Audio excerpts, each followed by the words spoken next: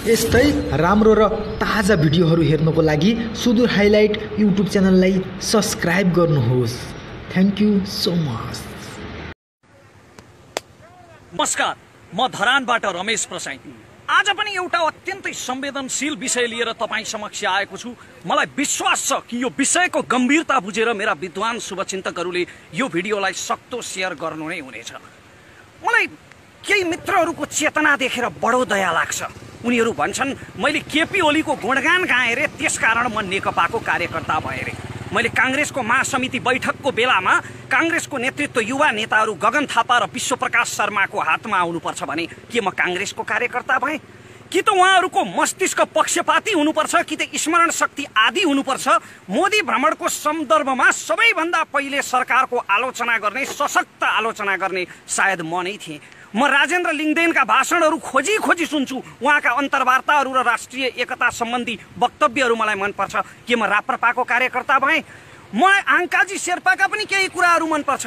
के म जनता समाजवादीको कार्यकर्ता भएँ? केपी ओलीका प्रशस्त कमजोरीहरू होलान्, तर यो भूमिले आजसम्म बहुदल आएको दिनदेखि आजका मितिसम्म त्यस्तो प्रधानमन्त्री कुन जन्माउन सकेको थियो जसले संसदमा उभिएर खुले आम भारतीय विस्तारवादको भत्सना गर्न सकोस् अनि राष्ट्रको पक्षमा, राष्ट्रियताको पक्षमा उभिएका प्रधानमन्त्रीको त्यो सत्कर्मको समर्थन गर्दा म नेकपाको कार्यकर्ता कसरी भएँ? म जुल्फिकार अली भुट्टोका भाषणहरू सुन्छु, के म पाकिस्तान पिपल्स पार्टीको कार्यकर्ता भएँ? म एलेक्सिस सिप्रासका अङ्ग्रेजी इन्टरभ्यूहरू सुन्छु, के म ग्रिसको सिरिजा पार्टीको कार्यकर्ता भएँ? म कहिल्यै कसैको कार्यकर्ता र अन्धभक्त होइन र हुन्न पनि, किनकि कार्यकर्ता यन्त्रवत हुन्छ। कार्यकर्ताको आफ्नो विचार हुँदैन, तर म मेरो ब्रह्मले देखेको सत्य बोल्छु, चाहे कसैलाई मन परोस् वा नपरोस्।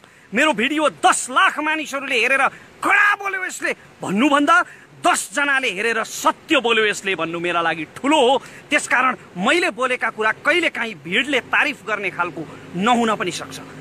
अहिले भोलि संसदमा नक्साबारे छलफल हुँदैछ।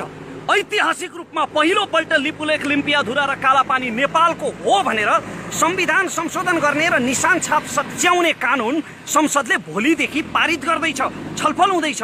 र आज 1-2 दिन अघिदेखि देशैभरि विरोध प्रदर्शनहरूको सुरुवात भएको छ सरकार विरुद्ध।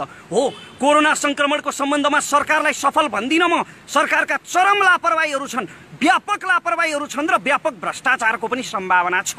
त्यसको हिसाब किताब गरौँला, सडकमा आन्दोलन नै गरौँला।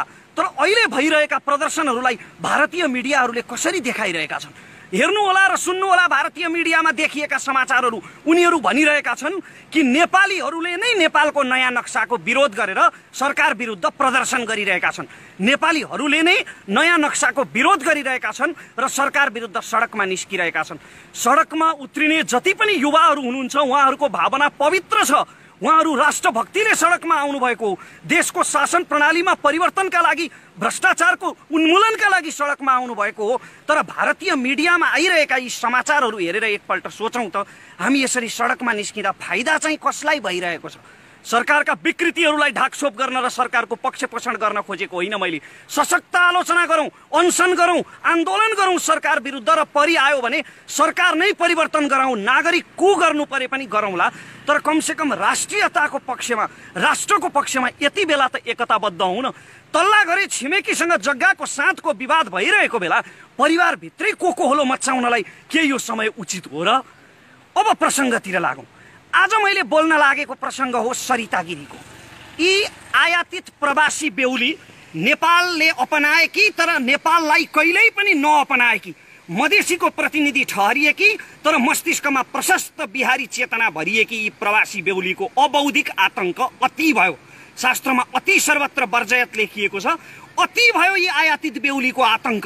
मैले यो अतिको जवाफ दिएको पनि हो, तर कहिल्यै पनि कुनै कुरा नसुन्ने र आफैले खाएको भाँडालाई समेत भकुण्डो खेल्न पछि नपर्ने यस्तो थेत्तरो चेतना भरिएका थेत्तरा मस्तिष्कहरूलाई तर्कले सम्झाउन नसकिँदो रहेछ।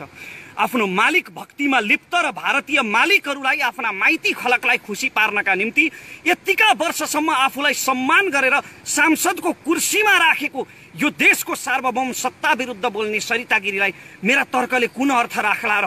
त्यसकारण तर आज फेरि पनि बोल्नै पर्ने भयो किनकि बारम्बार आफ्नो सार्वभौम सत्तामाथि हस्तक्षेप भएपछि कुनै पनि राष्ट्रभक्तको मुटुले सहन सक्दैन। आज सरिता गिरीका करतुतहरूले सम्पूर्ण नेपालीको मन दुखेको छ।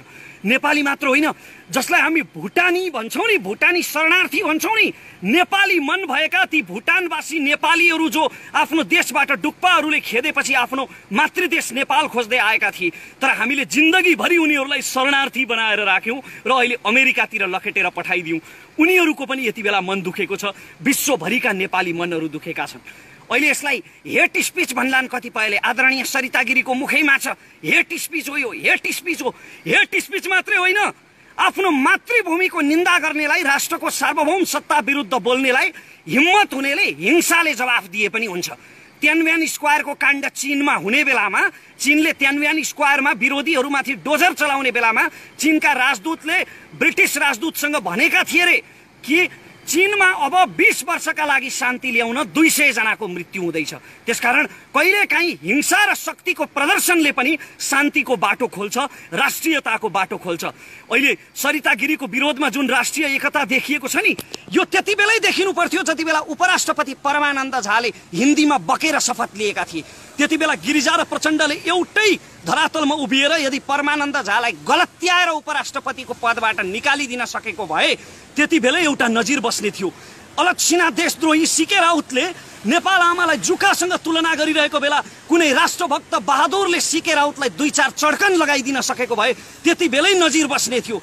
तर हामीले कानुन नै यति फितलो बनायौँ कि माटोप्रति कुनै प्रेम नभएको विदेशी जोसुकै ऐरे गैरेहरू पनि हाम्रो संसदमा सजिलैसँग प्रवेश पाउन थाले र संसद जस्तो लोकतन्त्रको मन्दिरलाई नेपालको संसद हो कि बिहारको कुनै मेला बजार हो भनेर दोधार हुने गरी त्यस्तो स्थितिको सृजना गरे।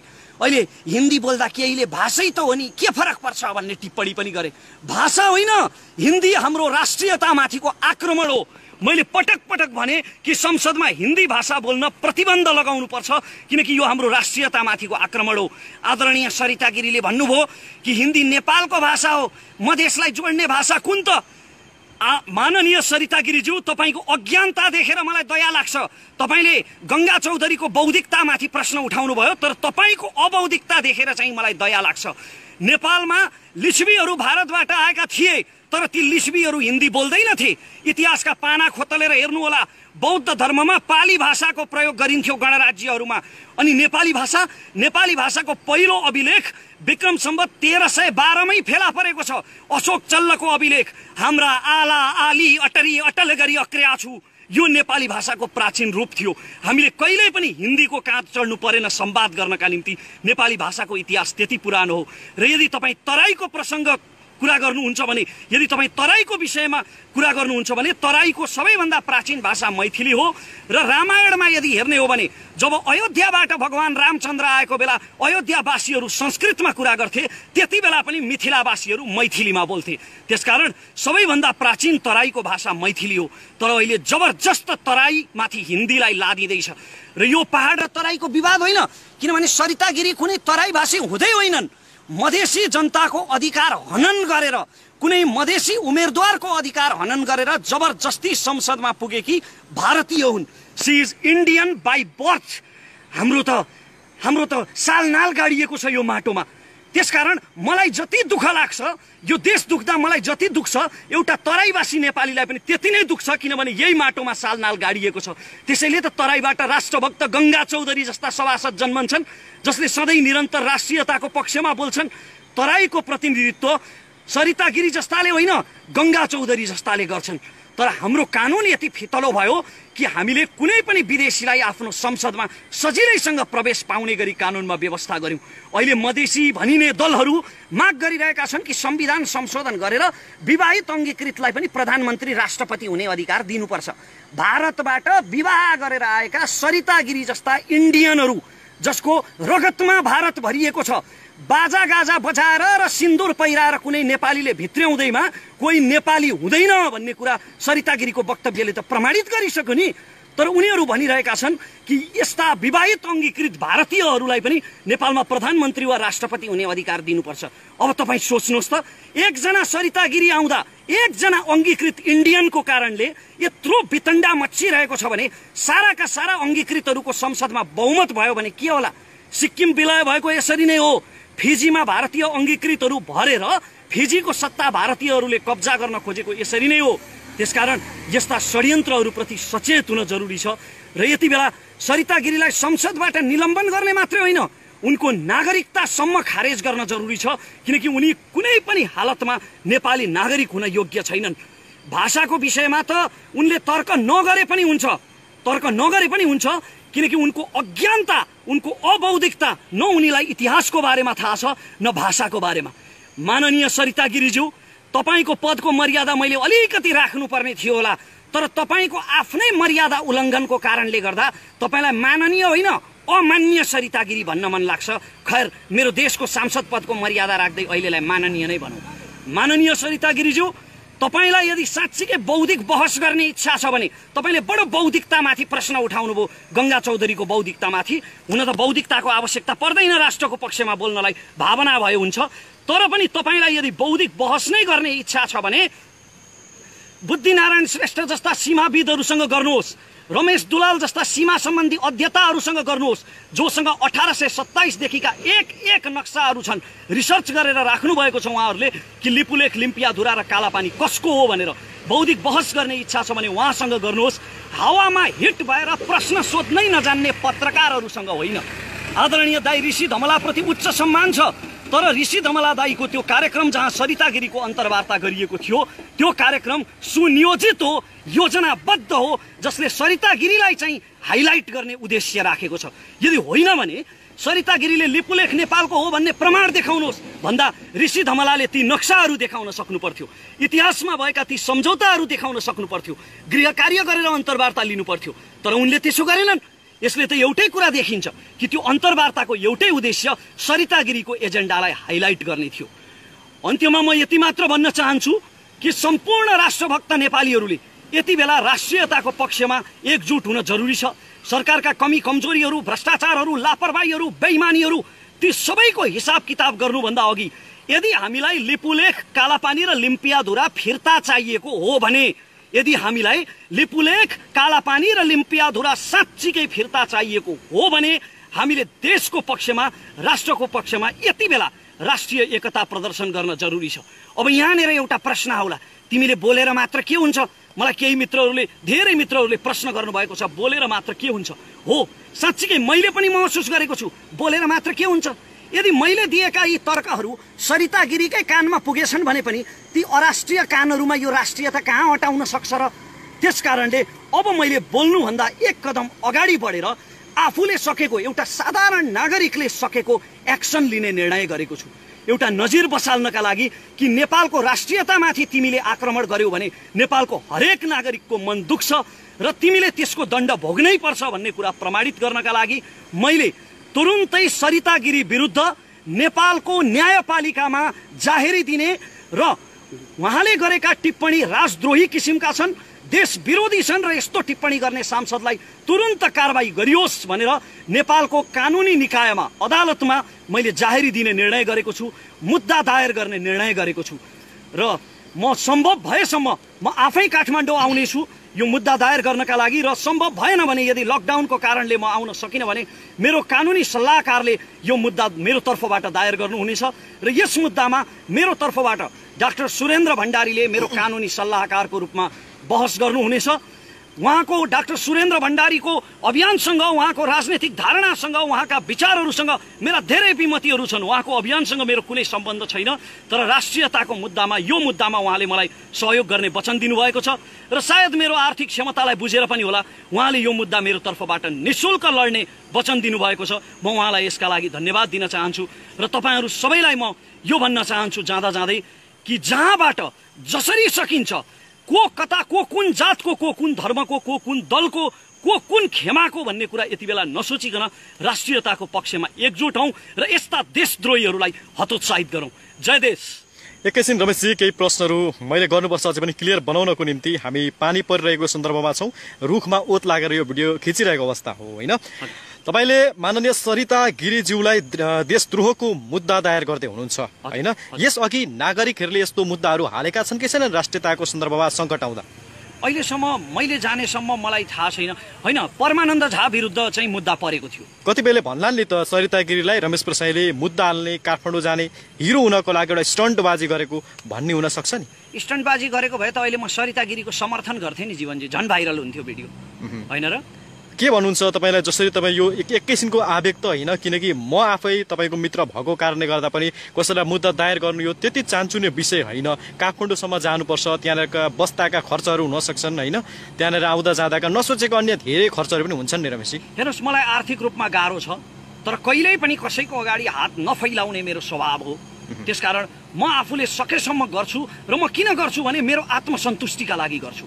मेरो राष्ट्र विरुद्ध यति धेरै, यति खुलेआम, यति छाडातन्त्रको चाहिँ प्रयोग गरेर मेरो राष्ट्र विरुद्ध बोल्ने एकजना राष्ट्रघातीलाई सजाय दिलाउनका निम्ति मेरो आत्मसन्तुष्टिको लागि म अवश्य गर्छु जीवनजी, आवेग होइन। पछिल्लो समयमा तपाईँले यो लकडाउन भइसके पश्चात बढीभन्दा बढी अध्ययन गरिराख्नु भएको छ, विभिन्न किसिमका विश्वव्यापी किताबहरू पढिराख्नु भएको छ, मानिसहरूलाई हाजिरा दिएर खोजेर, होइन? विभिन्न तरिकाले आफ्नो चाहिँ पढ्न सक्ने त्यो तपाईँको शारीरिक क्षमता नरहँदै पनि तपाईँले दिनको 6-7 घण्टासम्म किताब पढिरहेको अवस्था छ। यो प्रेरणा ती किताबको अथवा कुनै पनि देशको नागरिकले गरेको कपी भन्नु या अथवा त्यहाँबाट अनुसरण गरेको हो कि के हो? होइन, राम्रा कुराहरूको अनुसरण गर्नुपर्छ, तर मैले चाहिँ कसैबाट पनि अनुसरण गरेको होइन। मैले सरिता गिरीलाई बोलेर पहिले पनि उत्तर दिएको हो, फेरि पनि बोल्नु पर्यो रमेशजी यो विषयमा भनेर धेरैजनाले भन्नुभयो। अनि घरिघरि बोलेर यसको के अर्थ लाग्छ र? ल अहिले भन्नुहोस् न, सरिता गिरीलाई कतिजनाले सिधै सदनमा उभिएर भन्नुभयो, गङ्गा चौधरीले त सिधै सदनमै उभिएर उहाँलाई भन्नुभयो नि, तर कुनै अर्थ लाग्यो त? क्षेत्र चेतना भएका मानिसहरूलाई तर्कले सम्झाउन सकिँदैन रहेछ। म तपाईँको साथी पनि हो। आजको मितिसम्म तपाईँ कुनै पनि पार्टीको चुनावको र्यालीमा जानुभएको छैन, कुनै पनि पार्टीलाई खुलेर समर्थन गरेको रेकर्डमा आत्मा साँची राखेर श्री पशुपतिनाथलाई साँची राखेर भन्छु, कसैको तपाईँ कार्यकर्ता होइन, यो कुरा मलाई चाहिँ थाहा छ, होइन? तपाईँले चाहिँ नेपालको प्रधानमन्त्रीको विरोध सम्भवतः चाहिँ तपाईँको सामाजिक सञ्जालमा फेसबुक मार्फत गर्ने तपाईँ पहिलो व्यक्ति होला। नरेन्द्र मोदी आउँदा तपाईँले प्रधानमन्त्रीको खुबै आलोचना गर्नुभएको थियो, केही सुझावहरू पनि दिनुभएको थियो। फेरि पनि गर्छु, र पनि गर्छु। यदि सरकारका दुष्कर्महरू अगाडि आयो भने म फेरि पनि गर्छु। पछिल्लो समयमा तपाईँले राष्ट्रियताको सन्दर्भमा प्रधानमन्त्री केपी शर्मा ओलीलाई समर्थन गरिरहँदा केही मान्छेले यो त नेकपाको कार्यकर्ता रहेछ पनि भनेर कमेन्ट गर्छन् नि। अघि एकजना नेपाली चाहिँ एउटा साथीले गरिराख्नु भएको थियो। होइन, त्यो उहाँहरूको अज्ञानता हो, पूर्वाग्रह हो। मैले अघि भिडियोमा पनि भनिसकेको छु, ती पक्षपाती आँखाहरू हुन्। कांग्रेसको गगन थापालाई मन पराउँथ्यो तपाईँ कुनै समय? शर्मालाई म समर्थन गर्छु, राजेन्द्र लिङदेनलाई समर्थन गर्छु, आङ्काजी शेर्पाका अन्तर्वार्ताहरू सुन्छु। मलाई कसको कार्यकर्ता भन्ने त? आज म दर्शकहरू असाध्यै क्षमा प्रार्थी छु, किनकि हामी एकजना मृगौला पीडितको लागि केही सहयोग सामग्री दिनको निम्ति मोरङको डाँगीतर्फ पुगेर फर्किने क्रममा 7 बजिहाल्यो। अब यो घर पुगेर लाइभ गर्ने सपना थियो हाम्रो, तर बाटैमा 7 बजेको हुनाले हामीले 7 बजे लाइभ गर्छौँ भनेको कारणले गर्दा र यहाँ पानी पनि परेको हुनाले हामीले यसरी रुखको छारी मुनि बसेर चाहिँ यहाँ लाइभ गरिराख्नु परेको छ। बिचमा गाडीहरू पनि कुदिरहेका छन् र यो साउन्डमा पर्न गएको असुविधाप्रति चाहिँ म क्षमा प्रार्थी पनि छु। मोबाइलमा पनि पानी धेरै पसेको छ, यो मोबाइल बिग्रिने पनि हो कि शङ्का लाग्दैछ, तर केही छैन। अन्त्यमा जाँदै केही भन्नु छ तपाईँलाई रमेशजी? म फेरि पनि एकपल्ट भन्न चाहन्छु कि म मेरो आत्मसन्तुष्टिका लागि, कुनै चर्चामा आउनका निम्ति होइन, नितान्त सन्तुष्टिका लागि।